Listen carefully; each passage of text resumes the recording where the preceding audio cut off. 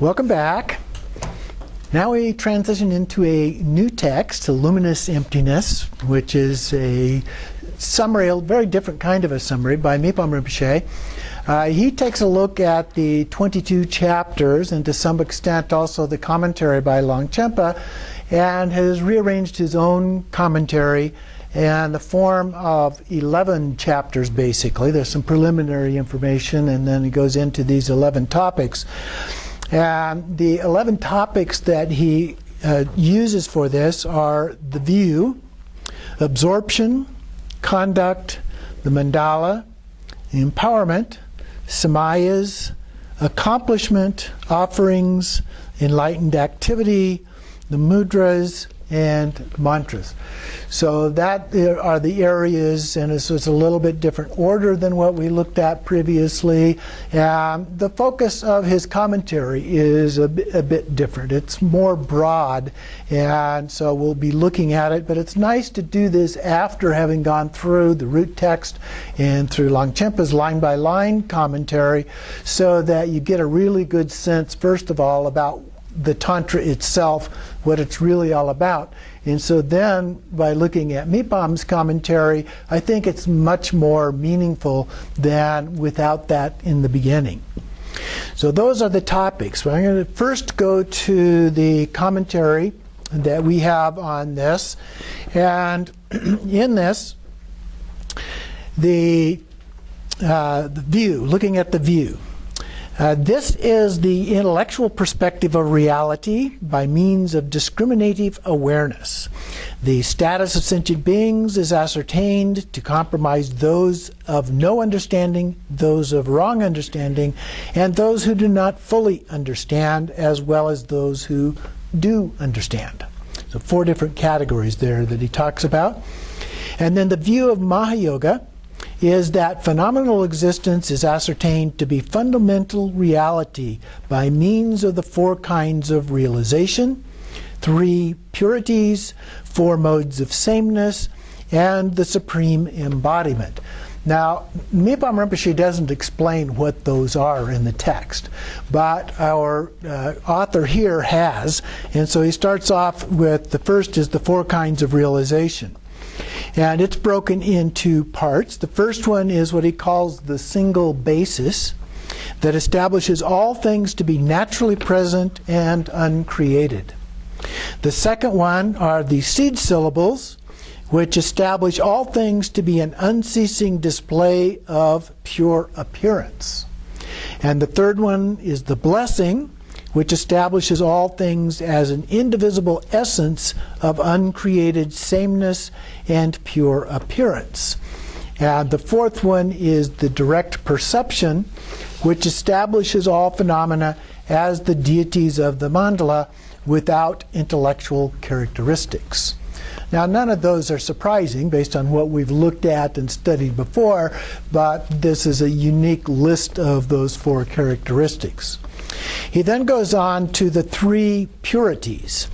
The 3 purities establish the mundane world, its inhabitants, and the mind stream as great purity. Okay, so we view them with pure view. The third one are the 4 modes of sameness.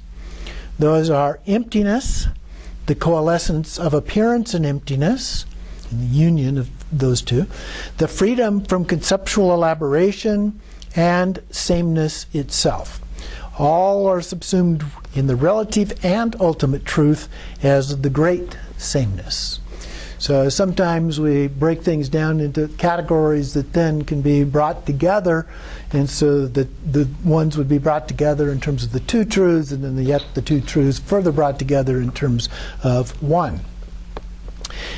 Excuse me. And then the next one is the Supreme Embodiment, which establishes all things to abide primordially in the embodiment of a single pristine cognition, or yeshe, which is wisdom, ultimate wisdom, which is the true nature of mind.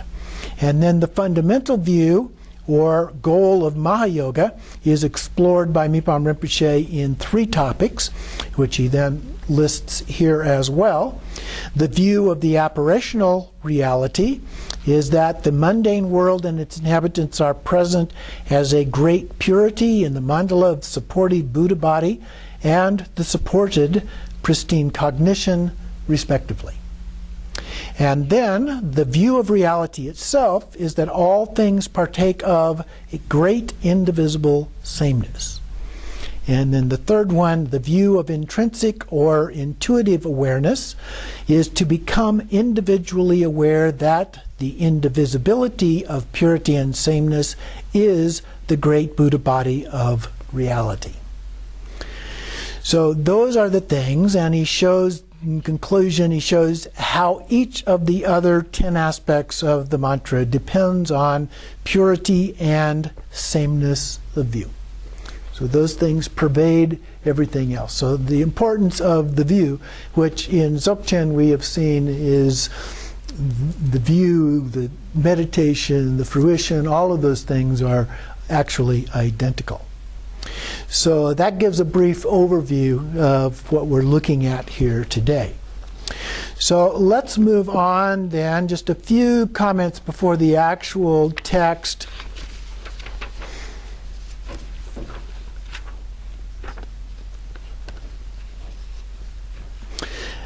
In the introduction, the last chapter on that page, that first page there, he notes that Mipham Rinpoche's luminous essence lays out the fundamental framework for tantric theory and practice.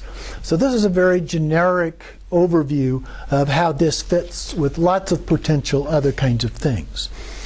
And then in the translator's introduction, down the last paragraph on the page, just a few notes from that as well. One is that these things are traditionally kept very secret, which we've discussed before. And in a way, the general public doesn't really understand these things, and they could misunderstand them as a result of that, and that's one of the reasons for keeping these things secret. And the benefit of keeping tantric teaching secret is now outweighed by the danger of not making genuine teachings available. So he's comparing those two, the basic principle of keeping things secret so that they're not misunderstood, with the possibility that they become misunderstood because the teachings aren't available. Okay? It's a little bit like Shintong versus Rangtong. Go back and forth here. So the Dalai Lama has talked about this, and he said, at the very bottom of the page, in general, translating a book of mantra for sale in shops is unsuitable, but as this time and in this situation, there is greater fault in not clearing away wrong ideas than there is in disturbing translations. So that's the dilemma in which we find ourselves, but the Dalai Lama, at least, and some of the others have weighed in on the side of it's better to go ahead and make these things available. So then we have an overview of the commentary here, and it's entitled Dispelling the Darkness of the 10 Directions, which is by Longchenpa, and he goes through all of this. So we began on page 2 here, gives an overview of that with part 1, the magnificence of the Tantra. And in this, in the quote down towards the bottom of the page there, the development of Mahayoga is like the ground of all doctrines. The completion of Ana-yoga is like the path of all doctrines, and the great perfection of Ati-yoga is the fruition of all doctrines. And that kind of a comparison is fairly often made of those 3 different vehicles. On the next page, at the bottom of the first paragraph, he talks about the 2 categories here. He's focusing on the inner tantras. And there are 2 categories. He says the tantras of the common variety and the tantras of the extraordinary essence. In the former, that is the tantras of the common variety, there are 6 classes, 5 classes of enlightened body, speech, mind, qualities, and activities, plus indivisibility. So those are the classes. Those are not the ordinary classes that we might look at in the 9 vehicles, for example, but different ways of dividing up the inner tantras themselves. And so, and he goes through some other ones as well as a part of that. And then in the last paragraph, he talks about the extraordinary tantras, divided into the tantra section and the sadhana section. So dividing them up in yet a different way. On the next page, page 4, in the second paragraph, he says the 4th empowerment is the core of the path of the Vajra vehicle. So that's sometimes just referred to as the 4th empowerment or the word empowerment. And so that's the one he's referring to here. And he says about that, many Indians who taught the key points of the Tantras identified the wisdom of the 4th empowerment merely as the blissful sensation of union, the mind free from attachment, or the intellectual understanding of emptiness, and so forth. These notions have been clearly refuted. And then down, skipping the next long paragraph to the last paragraph, it is said that tantras must be understood based on other tantras. And I think we find that true because there are a lot of things that are not explicit in many of these tantras. So having the other ones to be able to make inferences about that definitely does help. And this Tantra of the Secret Essence, it's the Guhyagarbha, reveals that the key points concerning the view and meditation, nothing is kept hidden. It also establishes the intended meaning of the entire Vajra vehicle. And in there, particularly in Longchenpa's notes, he goes through a lot of that detail related to the overall Vajra vehicle and adds in quite a few things that are not actually obvious in the root Tantra itself, although it does at least allude to those things. Part 2 then is the meaning of the Tantra. And down in the second paragraph, starting at the 3rd line, the secret great perfection can be explained first by revealing the indivisible development of the completion as the self-displayed mandala of mind and wisdom. Now he then goes through 2 others, but that one is the one that is being used by Mipham Rinpoche here for his explanation. Okay? Revealing the indivisible development and completion as the self-displayed mandala of mind and wisdom. So that's the context for this commentary. So that's important to be able to understand. And then down below in the next paragraph, he says the explanation given here will follow the essential points of the profound pith instructions. First, the meaning of the title, the essential points, and the extensive explanation. So within that, on the next page, page 6, we go first into the title. In the last part of the first paragraph, the meaning of the Tantra teaches how all phenomena are primordially the mandala of Buddhahood. Okay? So when we talk about pure view, one of the things we talk about, not only seeing all beings as Buddha, all sounds as mantra, and all thoughts as wisdom, but all phenomena are a pure Buddha field. Okay? And so that's what he's referring to here, the mandala. And then in the next paragraph, he says, Tantra refers to the relationship between deities, mantras, and meditative absorption for actualizing supreme and common accomplishments or siddhis. The secret essence, reality ascertained, can be explained as follows. All phenomena of samsara and nirvana are inseparable with the enlightened state.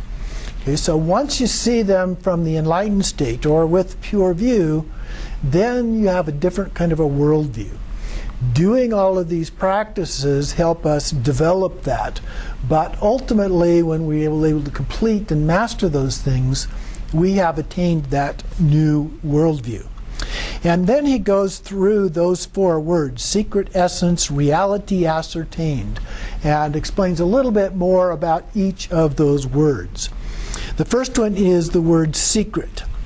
Because those who are obscured and unfit to receive these teachings do not realize this, the three bodies go unrecognized due to temporary obscurations. So that is the reason that this is considered secret. So in that form, it's kind of a self-secret.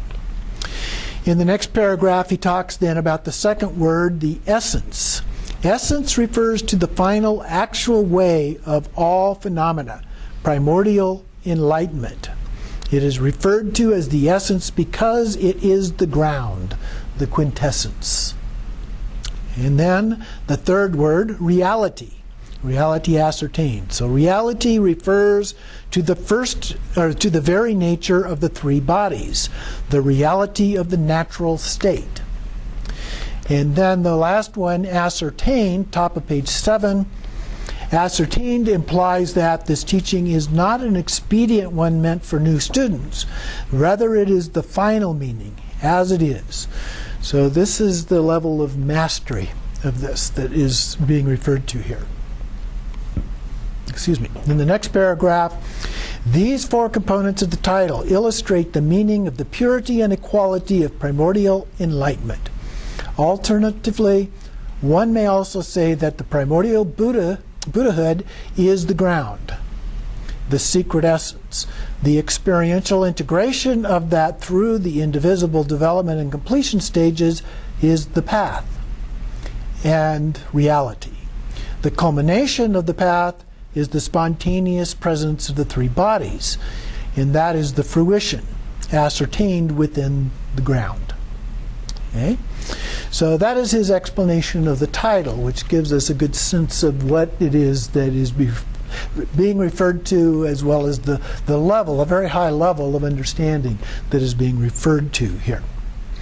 The next part of this are the essential points, a summary of those.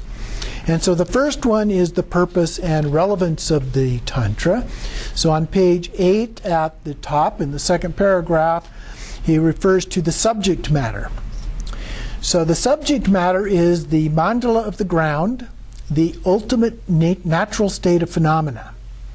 The Tantra also shows the path, the various means to actualize the ground, and finally reveals the mandala of the fruition, perfect total purity. So that's the subject matter.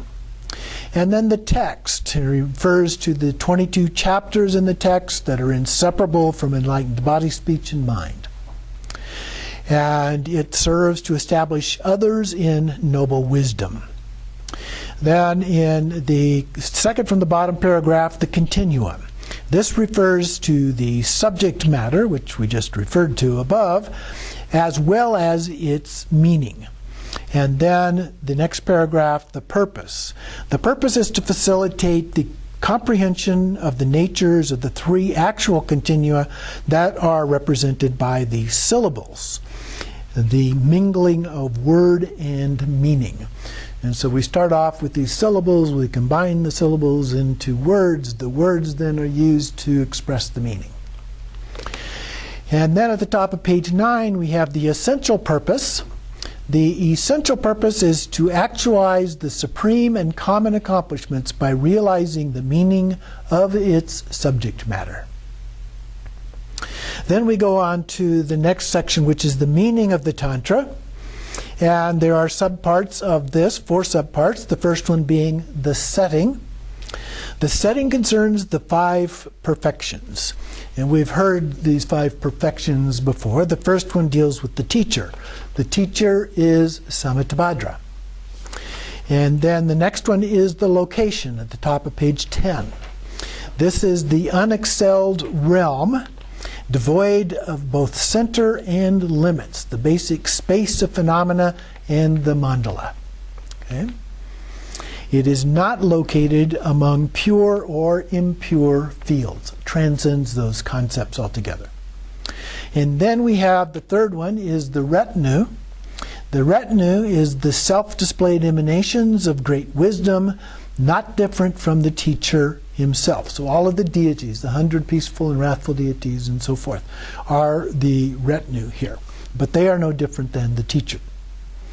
And then the retinue does not consist of other beings assembled through purity or faith, as we might do in other forms of Tantra.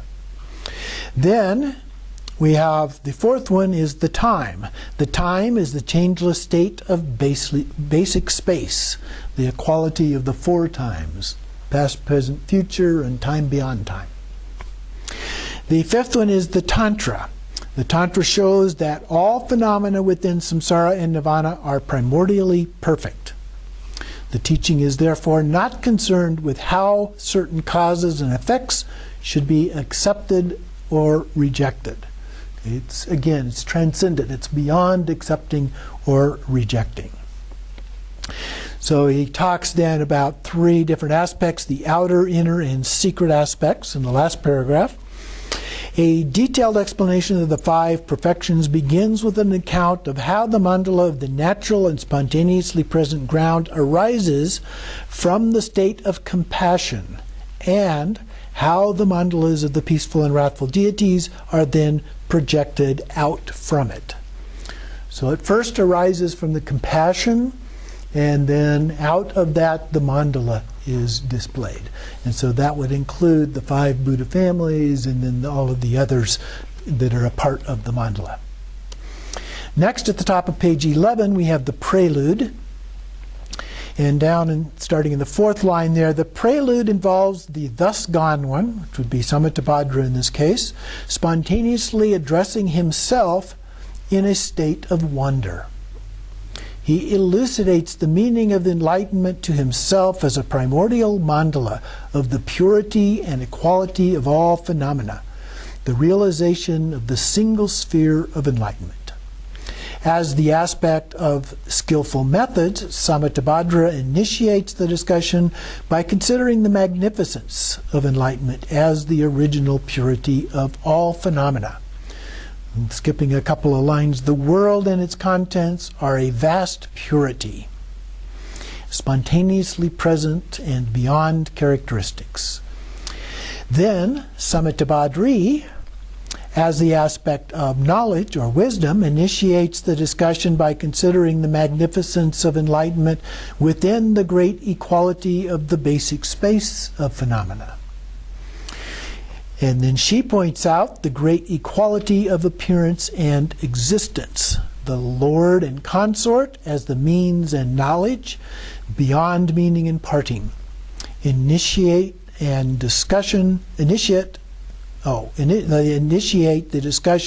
by considering the magnificence of enlightenment in a manner of great perfection, the inseparable truths of purity and equality, or the inseparable two truths.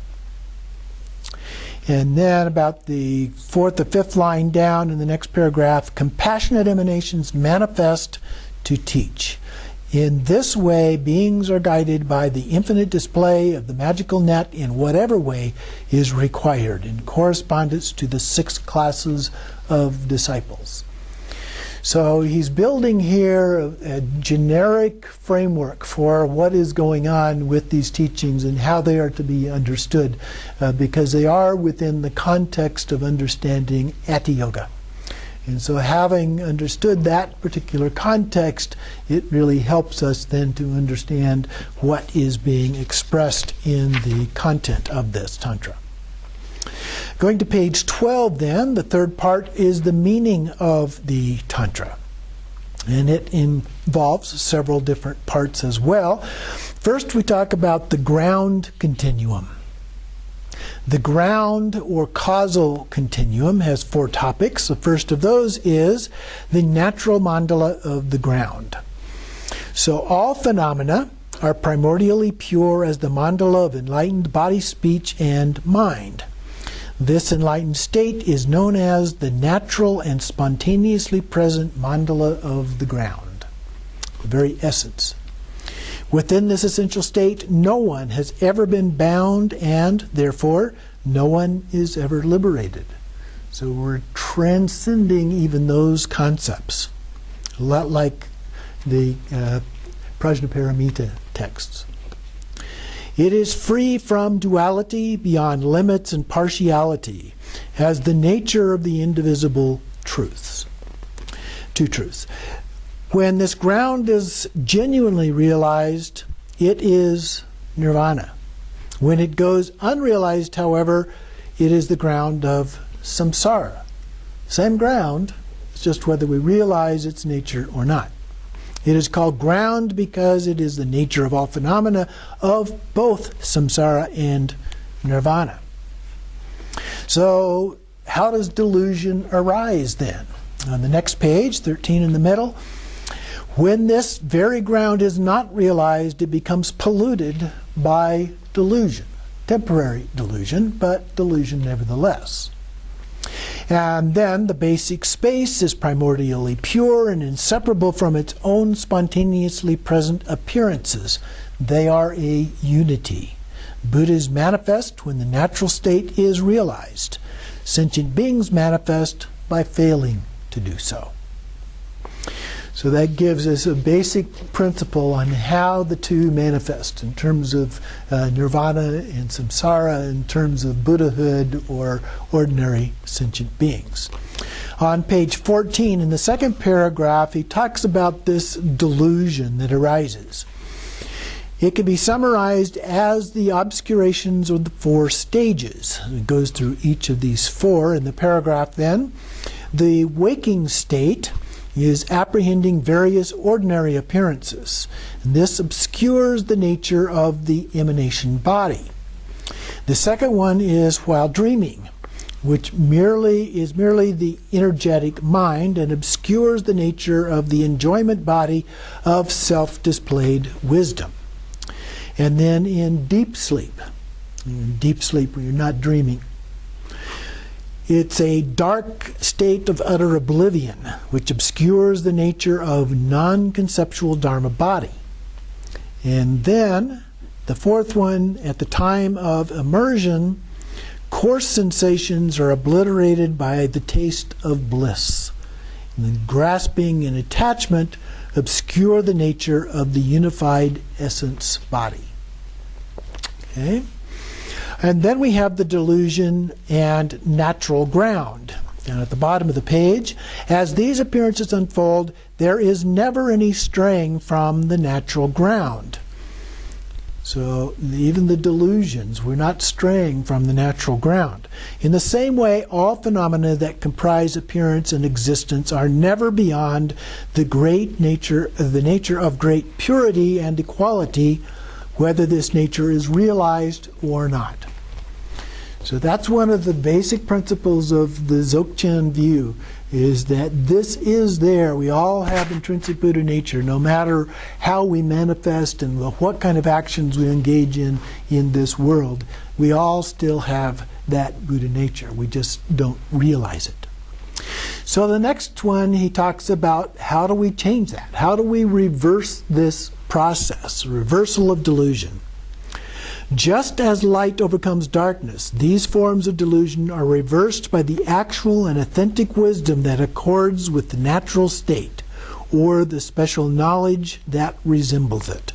So we may or may not have a complete understanding of it. We may just have a more conceptual understanding of it as we move along the path, but the closer and closer we get, the better we understand it, and the more likely we are to actually get a direct experience of that. Moving on to page 16, the next part then is the path of the continuum. So that all dealt with the view. So now we talk about the path. And the path is the method that produces realization. So the first part of that is the essence of the path. The essence of the path is to understand the meaning of the ground.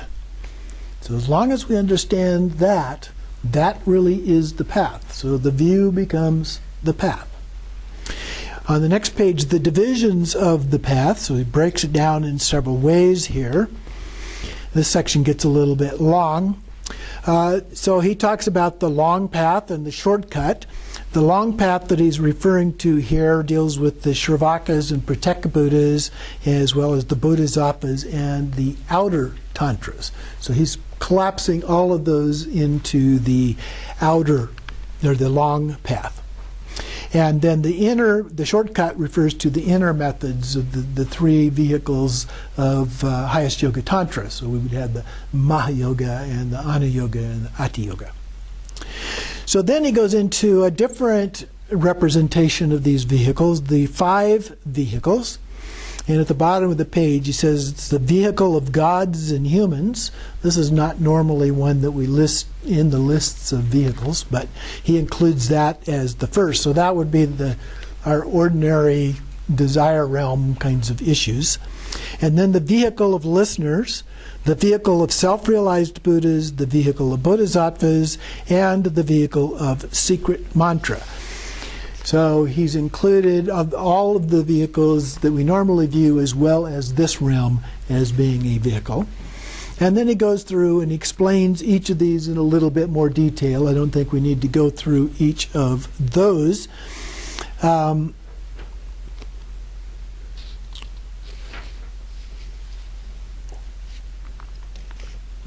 he does mention that all of this then just lays the foundation for realizing the pure view. So it's important that we have these things available to us as we go through each of these different levels. And let's see, he's continuing on here again, just giving brief descriptions of each of these. Then on page 23, he lists another approach, which is the 9 vehicles, the one that we're much more familiar with, the one that we traditionally use. And again, he lists those here at the top of the page, on page 23, the vehicles that guide through renunciation, the listeners, self-realized Buddhas and bodhisattvas, the 3 vehicles of Vedic austerities. I've never heard it referred to quite that way, but these 3, the 3 outer ones, do have a lot to do with purification and so forth, but Kriya, Upa, and Yoga Tantras. And then the 3 vehicles of mastery in means, the Maha, Anu, and Ati. And then, so he goes through again some things on each of those. He does mention that there are 2 types of view, conventional and ultimate, that we're very familiar with, and that Ati Yoga is the ultimate wisdom of the path, the king of all vehicles. So that is the view that he's referring to in the context of this text.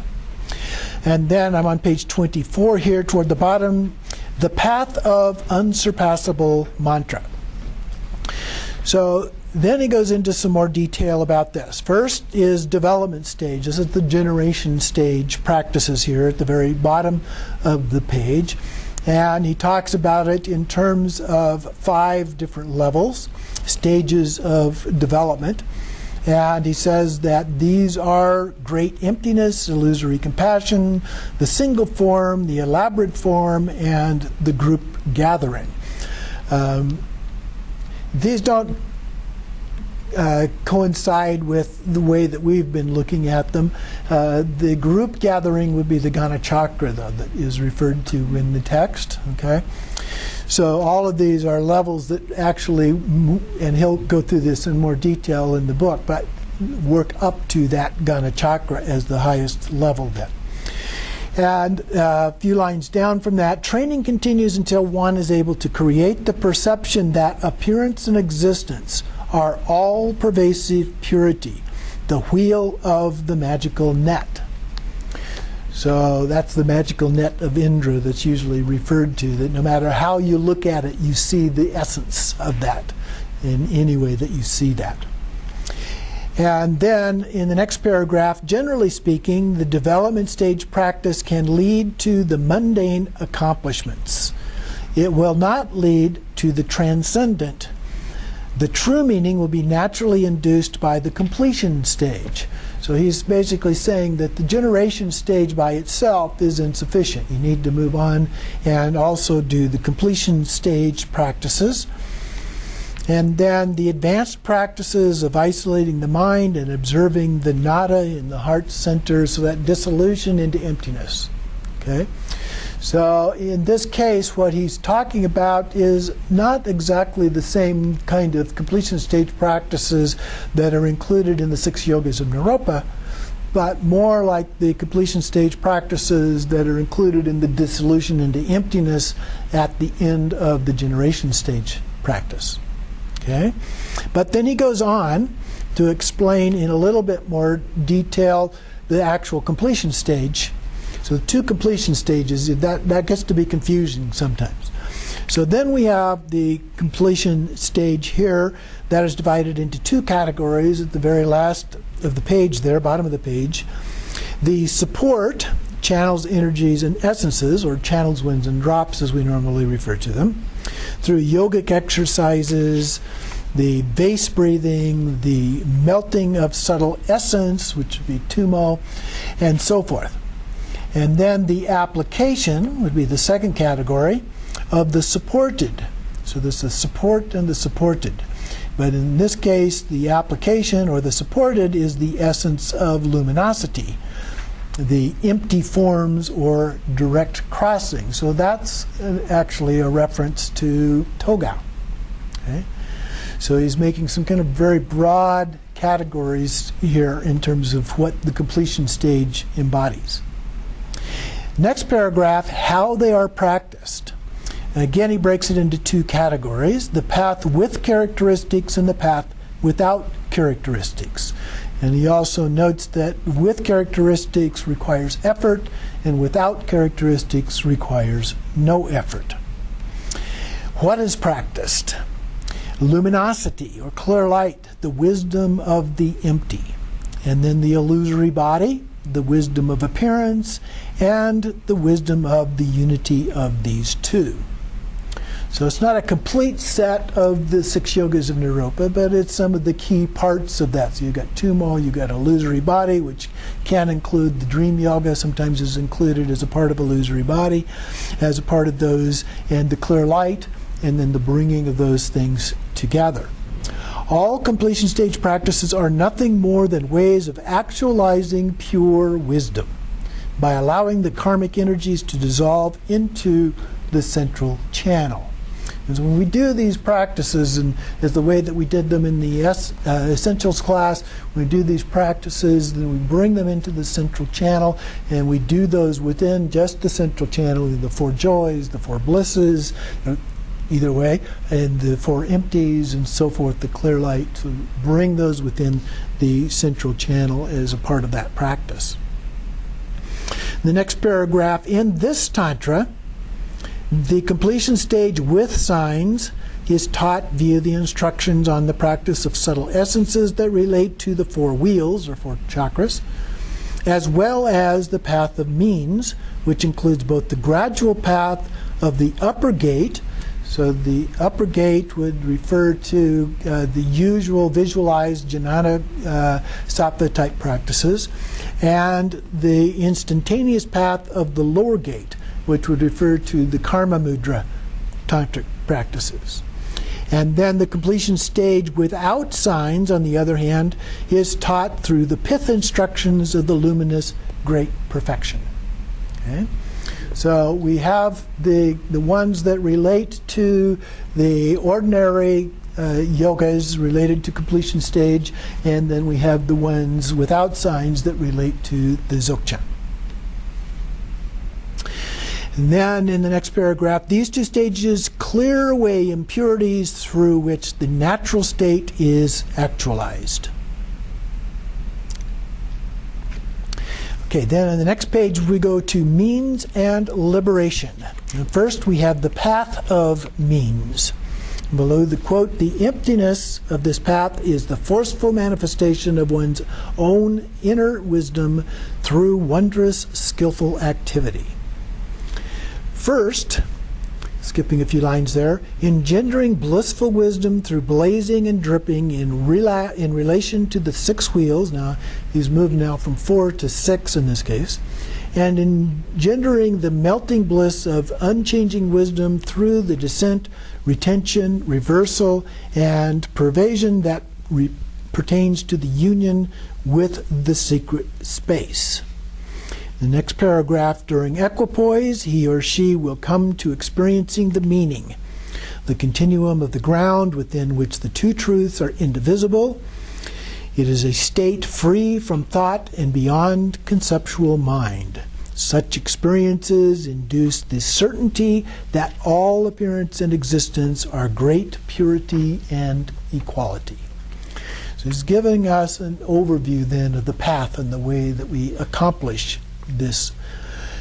On page 28, the second line, this process causes concepts and their mount to dissolve into the blissful and empty basic space of the duty. Once the moving energies have been restrained, the four wheels become workable and the knots in the central channel are untied. When that occurs, the appearances of wisdom gradually evolve. All the habitual tendencies for transference are reversed. And the Vajra body of great bliss of the final fruition is attained. And then we go on to the path of liberation. So that was the means, and now we have liberation. So we're still not there yet. Okay, then below the quote, the emphasis of this path is study, contemplation, and meditation to a decisive insight into the spontaneously perfected great mandala, in which all phenomena are primordially enlightened as self-occurring wisdom. And then the next paragraph says that in this context there are two paths. The instantaneous path is for the most gifted, and then we have the gradual path. On the gradual path, the view is first resolved and then absorption is developed. So we develop an understanding and then we actually develop it through the direct experience of meditation.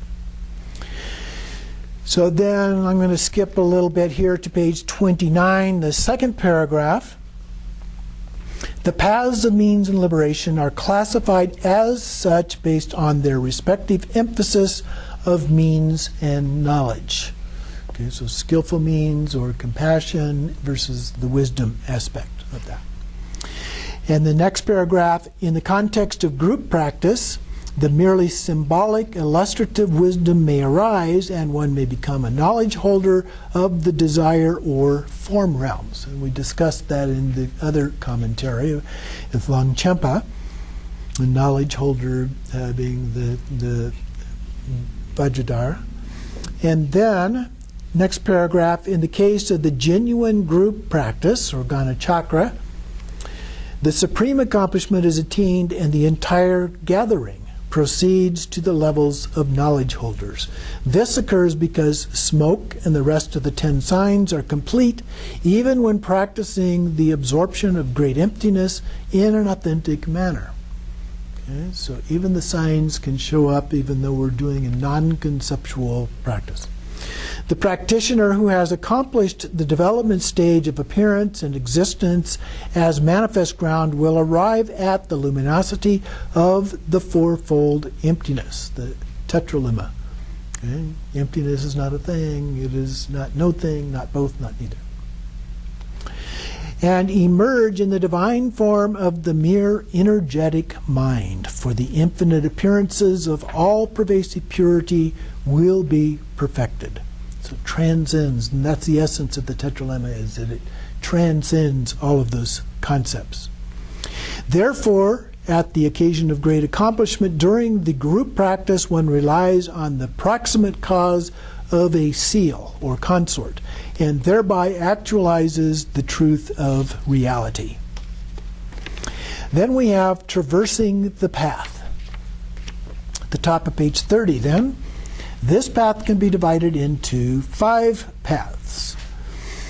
And he goes through this and how this kind of maps out Tantra into 5 different kinds of paths, into the 5 paths that we've looked at previously. So his approach here, the 5 that he lists, do not match the 5 that I'm familiar with. So he's got a slight different. He starts out on the second paragraph on that page without a name. He just says, to begin, da-da-da-da-da. And what he describes there would normally be the path of preparation. Okay? It focuses on merit and wisdom and the 4 applications of mindfulness and so forth. Then at the top of the next page, in the 3rd line, he talks about the path of accumulation, but that's the first one that he names here. Path of accumulation is normally considered to be the second of those 5 paths. Then in the next paragraph, in the 3rd line, he talks about the path of joining. In the normal way of describing these, there is no path of joining per se. Okay? So he's omitted the path of preparation and added in the path of joining. Now there may be other descriptions out there that I'm not familiar with that use this terminology, but it's a little bit different than the one I am familiar with. So we have the path of preparation, the path of accumulation, the path of joining, as he describes it here. And then we move on. He talks about a few of the qualities here of the stage of acceptance, the stage of the supreme qualities, Vajra recitation, and so forth, symbolic wisdom. And then we get to the 4th one, or 3rd one, depending on how you're counting here, the path of seeing. Everybody agrees on that one. And then in the next paragraph, we have the path of what he calls cultivation, or oftentimes it's referred to as meditation.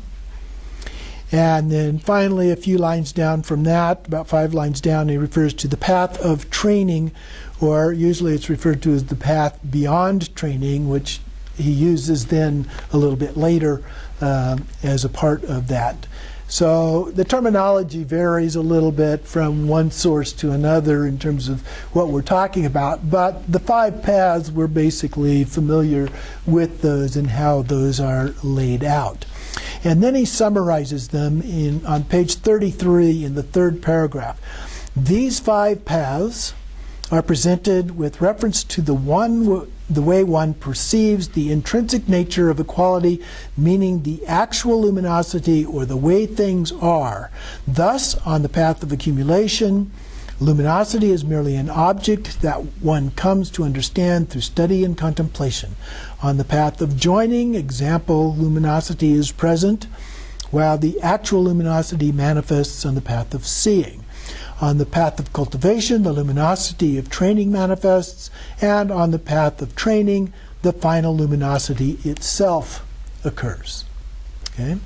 So he's bringing that out. If we skip the next paragraph and go then to the next to last paragraph, as the clear experience of reality continues to develop, the perception of purity of appearance and existence also undergoes a process of transformation. We speak of the imaginary divine body on the path of accumulation, the divine body of energetic mind on the path of joining, the divine body of luminosity on the path of seeing, the divine body of the union of training on the path of cultivation, and finally the divine body of the unified state beyond training. So here he's taking the tantric terminology and expressions and putting it into the context of the 5 paths.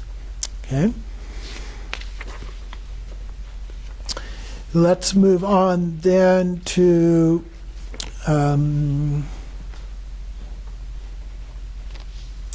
page 35, 2nd paragraph here. He talks a little bit about the tradition that comes from the Zur clan.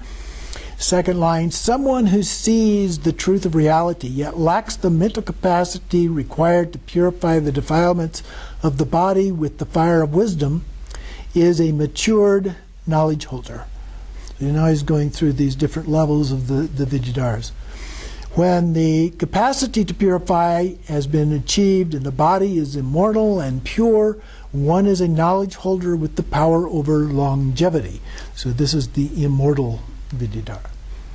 And then skipping a couple of lines, someone on the path of cultivation who possesses the body of illusory wisdom is a knowledge holder of the Great Seal, the Great Mudra or Mahamudra.